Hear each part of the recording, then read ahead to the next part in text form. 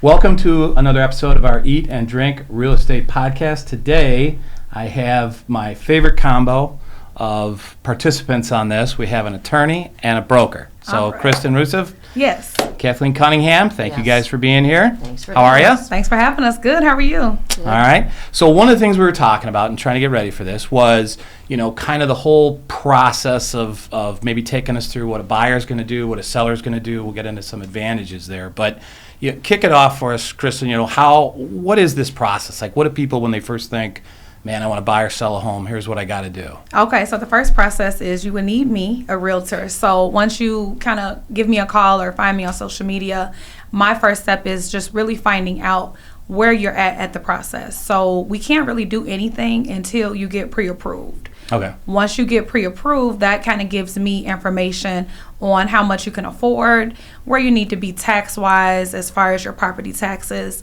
And so that kind of gives me more information to help you start your real estate search. Okay. So without the pre-approval, the conversation is pretty much not going to go as far as I would like it to. Yeah. So my first step is just really trying to gauge what they may need and then sending them to some of my preferred lenders if they don't already have a lender. Okay, and that kind of gives you, like you said, an idea of maybe not so much how, but like where. Yep. Right, because you're more in tune. Last time we had you on the show kind of talking about what you're doing for your buyers and sellers. Yep. Kind of focusing on those neighborhoods. Is there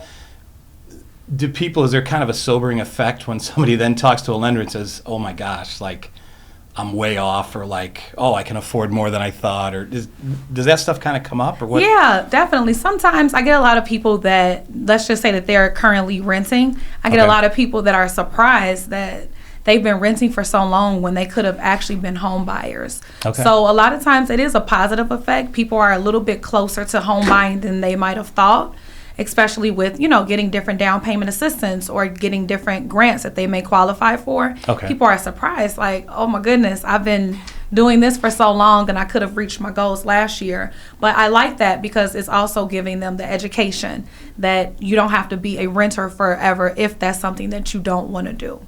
Got it. Yeah. So now you're looking at properties. Let's just make the intuitive leap that you've agreed on a price and agreed on a property. What is this kind of where the contract kicks in? Like, what's the step there? What do they got to do? Okay, so it's just like, the home buying process is first we have the pre-approval. So now we're out looking for homes. So let's just say my potential buyer gave me 3 different cities that they may want to look in. Okay. I'm going to start a search for them through the MLS. I'm going to send them different properties to their emails. So if something sparks their interest, we go out and now we're doing the fun part, the house hunting. Yeah. So when we're in the homes, we're making sure that it's going to be a good fit for them and their family. Bedroom sizes need to be, kind of up to par for them. Bathroom, if somebody wants a backyard, we're looking for those qualifications for them to find their dream home. Yeah. And then after that process, if we find something that we really, really like, then that's when the offer comes in. Okay. So the offer is where we're going to submit a contract, and we just hope that they choose our contract. So that is going to pretty much be my job as an agent is to run the comps, the comparables in the area to make sure that the house is priced to sell, that is correctly priced. So I'm not just going, if I see a house for $375,000, I'm not just going to say, hey, that's what we're going to write the contract for. I'm doing my part as an agent to make sure that the price is right. I'm explaining to my buyer that entire process, and then we're submitting a contract. Okay, so you're helping them, hey, that is kind of priced right for this neighborhood or this area. Yep. This isn't, everything around you is 300. I don't know why they're at 375. You're kind of having those conversations? Yeah, those conversations. Because, I just was out with one of my buyers this weekend, and, we found maybe 3 houses, but one of them, the price was just pulled out of the sky somehow. Oh. So it's like, let's just say the house on the corner was $370 for the same amount of square footage, same bedroom, same bathrooms. Yeah. Then the house down the street was like maybe at $315. We got to figure out why is that. Okay. Right? So I would do my part to educate them, and then that's kind of when we put the offer through. Okay. Yep.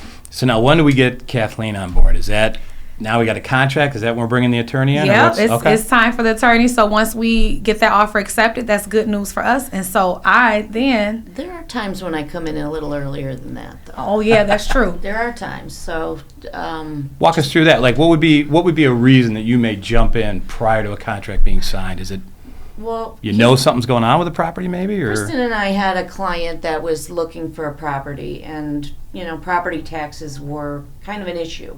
Okay. And so she had gone through the process of finding, doing a home inspection and all of that stuff. And then, of course, there was issues at the home inspection. Yes. And, is it as is? Are we, are they going to fix anything? And then that kind of stuff. But it was the taxes that really kind of put her over the edge, because right now they've reassessed the south suburbs. And so this year there's going to be very large tax bill increases for everyone down in the south suburbs. So we've kind of discussed that prior to her making an offer, like, hey, what are the taxes about going to be in 2023? Because we're a year behind on property taxes. So how much is it going to be? What's it going to cost? Is there anything else that kind of sticks, like of all the trouble areas when you get an attorney involved early? Obviously, that probably doesn't sound like a good thing. Is there something that is it inspection issues? Is it? Well, usually I'm involved. The inspection issues only come up after we've got a contract, after we're under contract. So there are times when I come in beforehand to say, hey, what do you think of this? Or I do get calls sometimes, like, who do I put on the, how do my buyer wants to buy it this way, whose name should I put on the contract, that kind of stuff. Or they want to put it in a trust, how do I write that? So it's usually sometimes when they're making the offer, they come to me and ask some questions about, like, hey, I'm trying to fill this offer out. What do you think? Yeah. So, so then once she gets her offer accepted, now we're ready to roll, right? Yeah. We hope, right? And one thing I love about working with Kathleen, and we kind of spoke about this before, it's just really, we've had some closings back to back this year so far, so we're both kind of on a roll, but the communication between her and I helps a lot because she's able to communicate with my client. Okay. So that particular client that she's speaking about, we had a lot of conference calls. It's a few properties that we had to walk away from just based on, inspection or the taxes even. So one thing I love about working with an attorney who you have great communication with is just the fact that she's willing to kind of step in and let the buyers know and have those conference calls, which I really do love working with her for that very reason. Is because sometimes, attorneys can be, super busy and not really wanting to do that part of the job, but I like when we can just kind of double team them and make them feel comfortable, and it shows them that we're a team. Yeah, and also, I feel like when we do that kind of stuff, it's more of like educational for your client. Sure. And letting them, of course, it's always their final decision as to which way they're going to go, but just giving them the tools to make an educated decision. Yeah. And that's kind of what we do really well together, is discuss, like, well, if you do this, it could be that, And then let them make the ultimate choice as to which way do I want to go. Do I want to move forward? Do I not want to move forward? Exactly. Is that kind of the market nowadays? Is that we'll make the assumption that since the dawn of real estate, attorneys and brokers have worked together, but is that more imperative now that, the way the market is? Is that something you really should be in tune with, or do you feel that's kind of how the market is now? I mean, I would say so far with my buyers lately, there's a lot of buyers out. Interest rates did go down, so there are a lot of buyers that are shopping. I would say the only thing that I can see that's happening now are inspection issues. Okay. So we also had a deal that we kind of had to walk away from. We had a closing that was supposed to happen twice. Not once, but twice. And it was due to inspection repairs, specifically mold. They didn't do them. Yeah, they didn't do them. Okay. So we actually, with this client, we helped her schedule her re-inspection to make sure that the things that were supposed to be fixed were fixed. They weren't fixed the first time. Yeah. Then we rescheduled closing. Oh, and there was a water issue. And there was a water issue. And they had water in the crawl space. Oh. Yeah. Which this seller did call us on that one. Yeah. So. The seller did call us on that one, but as a team, we were able to kind of see like, okay, once we rescheduled that closing for like another week and we went back and it was the same issue, at that point, we had to, really sit down like we're doing now at a table and kind of talk to our buyer, like, do you want to move forward with this house? And if you do, if there's other issues that are happening that they're not fixing, who knows what's going to happen after you close. Yeah, what else is going on? Right. And so I would just say with that experience, I think right now you have to be sure that your inspection repairs or requests are actually being done. Okay. Because sellers are just kind of ready to kind of push those things on to the buyers. And if we are requesting those things to be done, we want to make sure that they're done for our buyer. Is that more of a, when you talk about having those items done, if it's, let's just say, inspection issues like you're talking about, is that really more the realm of the attorney? Is that really you're making sure, hey, guys, we agreed to this in the contract? Well, once we get a contract under contract, at that point then I usually, if I have not already spoken, I will definitely call the client after I review the contract. If it's a buyer, I'll go through, I'll discuss their inspection, or I'll ask them, hey, how did your inspection go? Or do you have any issues? Do you want to give me a list of the items that you're looking for? And then usually I'm the one that'll draft the letter. But Kristen is very hands-on about that, which is what I love about her, is that she doesn't just say, okay, I found you a house and walk away. You know what I mean? And just like, now I'm out of it. I'm just waiting for the attorney end. handle this. Yeah. She actually will be hands-on. She's very good with her clients. She's almost like a mama bear. Oh, thank you, Kathleen. and treats her clients very well and is hands-on and is involved in the process through to the end and probably after. Yeah. So. Well, what sort of things, so post-closing, that you just brought up after, what are some things with a buyer maybe that you're doing after closing? Do you kind of have a specific criteria that you're trying to shoot for? Or is it more? Yeah. So after a buyer, I'm in communication with them. People are stressed out. They want to, they're moving. I just had a buyer that was moving. She's moving as we speak from California. Oh. So a lot of times I'm just in communication to make sure that they're okay. How did the move go? And if they need anything around the house, I'd have a long list of different contractors that I partner with, because I'm an investor as well. Okay. I'm doing a flip as we speak. So I do have that resource for my buyers. I think that helps me stand out a little bit more. Yeah. I have everything from HVAC, plumbing, whatever you could think of, landscaping, electricians that I work with.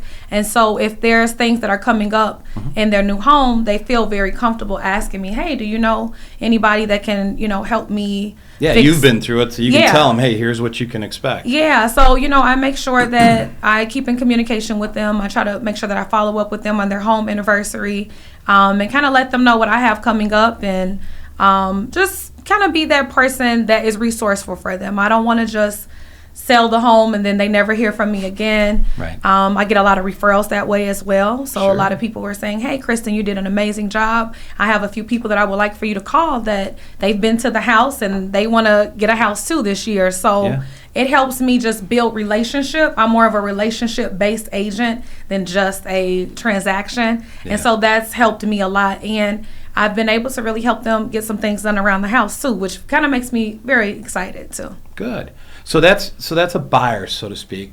Talk to me about sellers with you two. Is there do you guys interact differently with sellers, or is it kind of the same overall thing, or how do you start that process off if you get a listing? Let's say? Yeah, so I get a listing, and I have a few coming up. So listing is going to be the complete opposite of the buyer. Okay. So now we have the listing. We want to make sure that my seller is pretty much aware of the process of how it's going to be once we get a contract and everything like that. And so my conversation just changes because we're not searching for anything. Sure. We're more or less waiting on a buyer for the property. Okay. So it's just pretty much the roles are in reverse, and just educating them, giving them tips on how to, make sure that the house is prepped to show. And prepping for the people to come in and look at it. Yeah, especially if they're living there with little ones, just kind of giving them the reminders to, throw the toys in the garage or the basement in like a hidden closet that nobody can see any clutter. Yeah. Just making sure that they're prepped to show the house.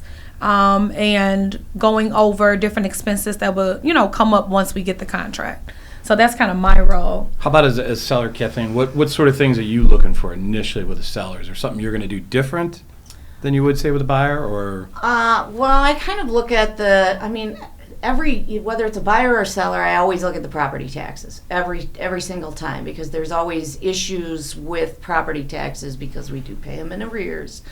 And so with sellers, it's more of kind of going through like, hey, these are the requests that I'm getting for repairs and stuff like that. So I'll remind them, if we're giving credits at closing for property taxes, back to that again. If we get, I'll remind them, hey, you've got the senior freeze on your thing, and I'll remind them a year later, telling them, hey, remember to fill out your senior freeze form and send them links and stuff like that. So I do follow up with people, buyers and sellers, because usually it's regarding property taxes after the closing. I mean, I have a list of probably 40 people every year that not the same people, but like any buyers that are buying a house that may not have any exemptions on it. Oh, sure. Like I have a list of, and then I just kind of every year, once those forms come out, because they don't come out right away, and sometimes yearly you have to reapply for them.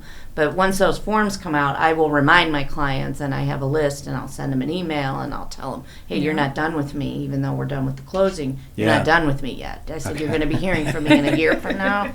So, and I'm going to be sending you a link, so don't think it's fraud, or don't be afraid to click it, because, I will be sending that link regarding those property taxes. So, for you to make sure that you get, the exemptions, and, you get your best, bang for your buck. So, but I get a lot of repeat clients as well. Well, that's that fantastic. Come back because of the fact that I'm kind of a relationship person as well. On the seller side, then, are you more reacting to kind of what the buyer's agent is coming to you with? Is it because that seems like, from what you guys are saying, that seems like there's more.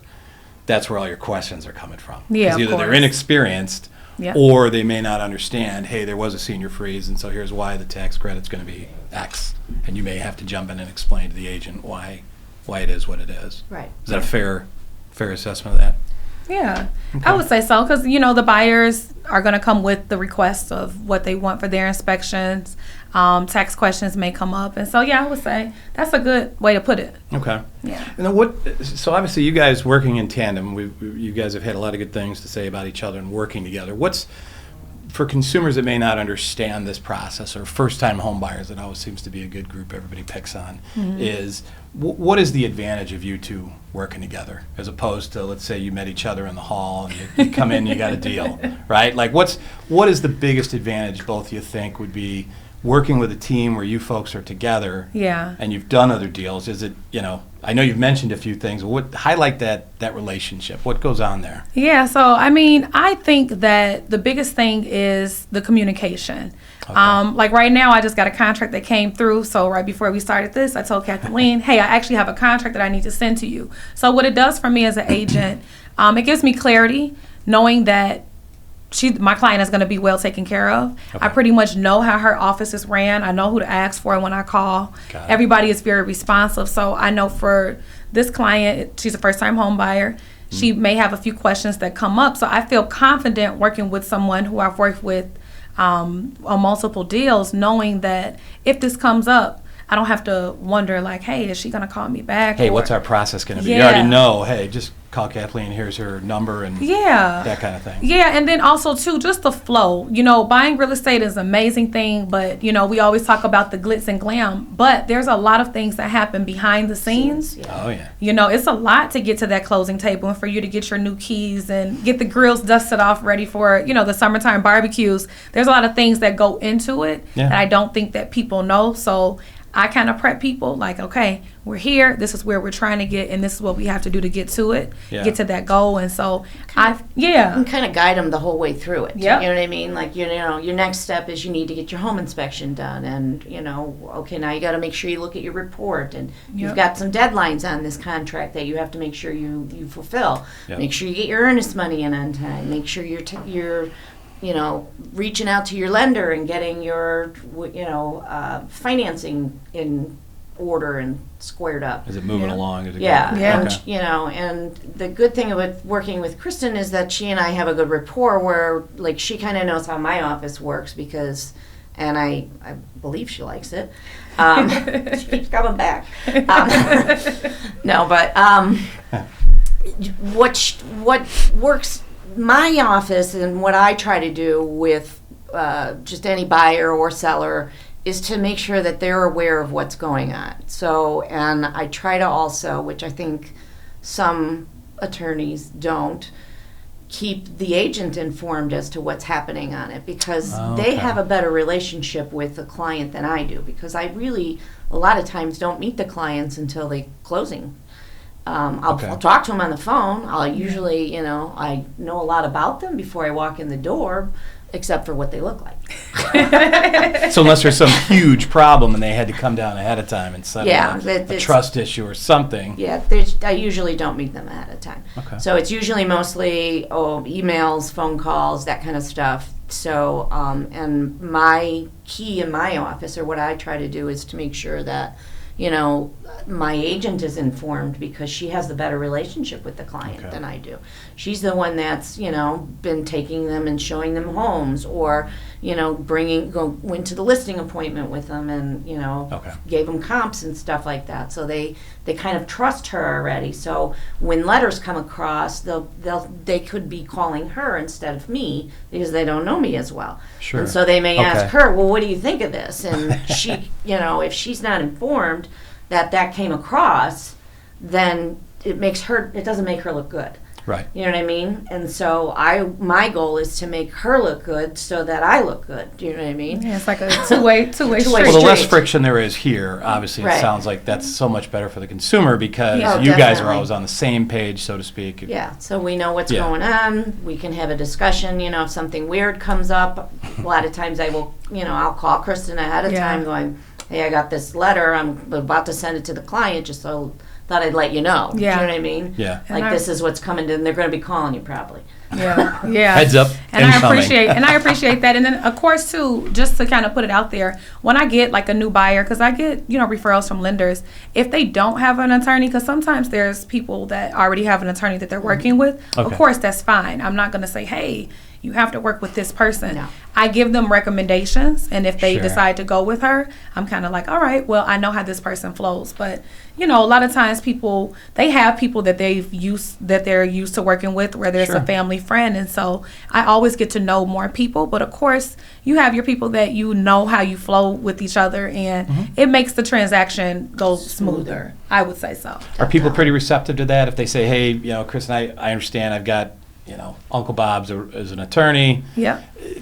You're still making the plea, hey, maybe a second look. Are people kind of open to that still? I don't like, in my business, I don't like to be too pushy, because if, let's just say, worst case scenario, something goes wrong, they're going to come back to me and say, hey, well, you told me this, so we don't get into that as realtors. And so my approach is just kind of like, I ask people, do you currently have an attorney that you're working with?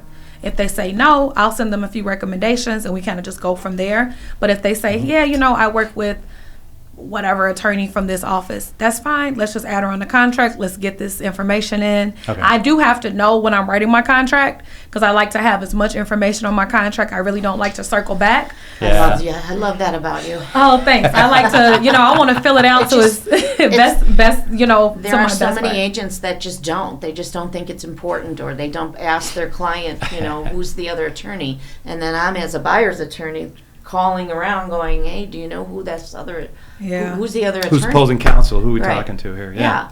So, and sometimes you can't get a hold of the other side to figure it out, or they don't have an answer for you. So, guess what? The agent gets it, and then all of a sudden, an attorney pops up. So. Yep. So really, the whole team approach, that's really, as a benefit to consumers, if you could, say kind of a blanket statement to consumers, really finding somebody that's a team, you're going to get a better response. You're going to get a better process, essentially. Yeah. All the stuff you've talked about here, obviously, is individual things, but the better you guys are together, the more seamless it is, essentially, to that client. Is that fair to? Absolutely, yes. And we're also, too, in a common organization that that's pretty much where I met you and you.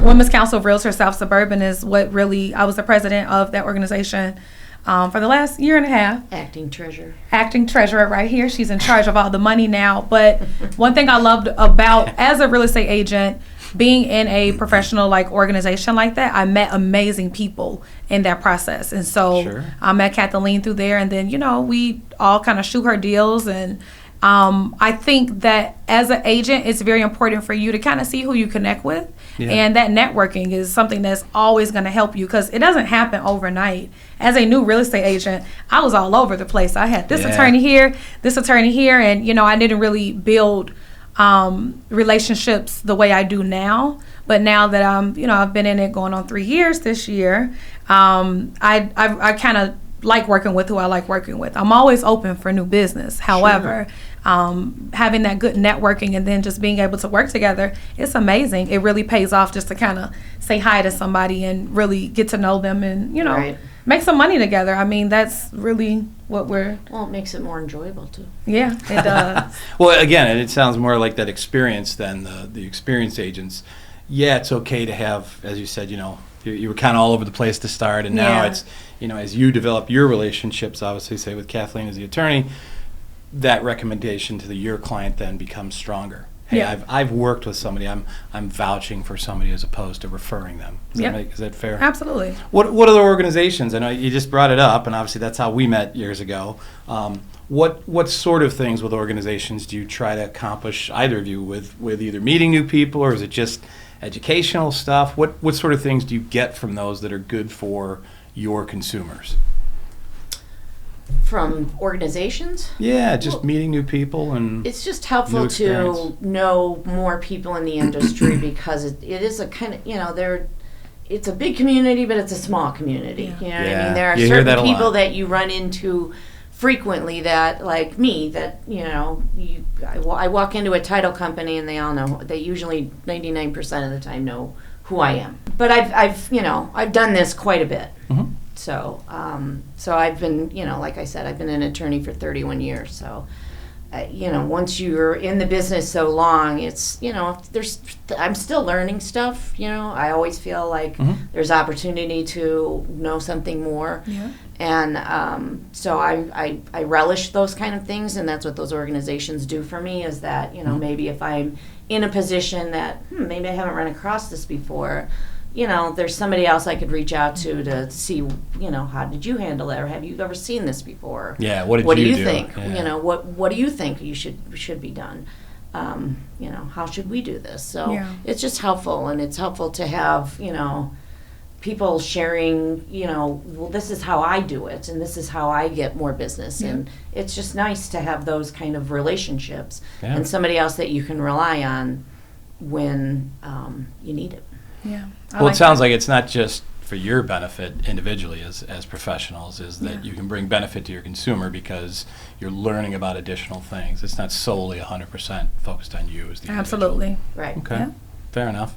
What any other organizations that you've been a part of? Any other charity work? I know we talked about it last time, a lot of the stuff you were doing, but anything new? Right now, now that I've kind of come out of the role of being the president for Women's Council of Realtors, I'm just trying to find where I want to go next. I'm going to partner a little bit more and get more involved with Main Street. They have a lot of different committees, so Main Street is always an amazing place. I mean, I have my eyes on YPN.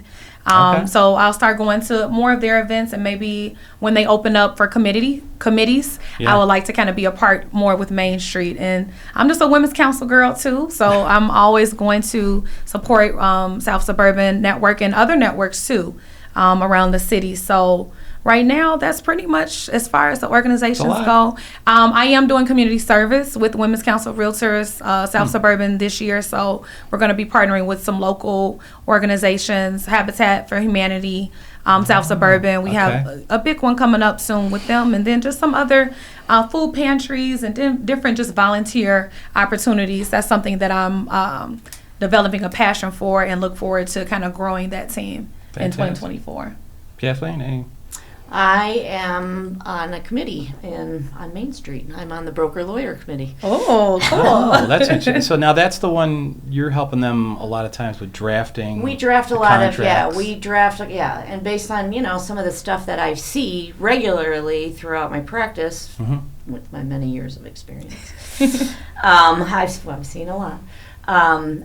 We just try to make it better. You know what I mean? Make the contract better. Try to get the wording cohesive and all of that kind of stuff. So it's a we discuss different and new topics that come up that are, affecting realtors in the community and how they should broach that and, actually. And obviously that feedback's coming from what you encounter with consumers where they say, Exactly. hey, I didn't understand anything what you just told me. Could it be done this way? That kind of thing. Right. Yeah. Okay. So it's just a matter of, I try to make I'm kind of a, when I talk to the consumer, that's one of the reasons I like going to my closings and stuff like that when I'm sitting there with my client at the closing table, because during COVID, when you weren't doing that, it was, nobody weird. was. It was a very weird time. But, a lot of attorneys would, talk, you would be on the phone, you know what I mean, with them. And I had felt that during that time that it just wasn't, like all I would hear from my client is, yep, But when you're sitting there next to them and they're going, yeah, huh?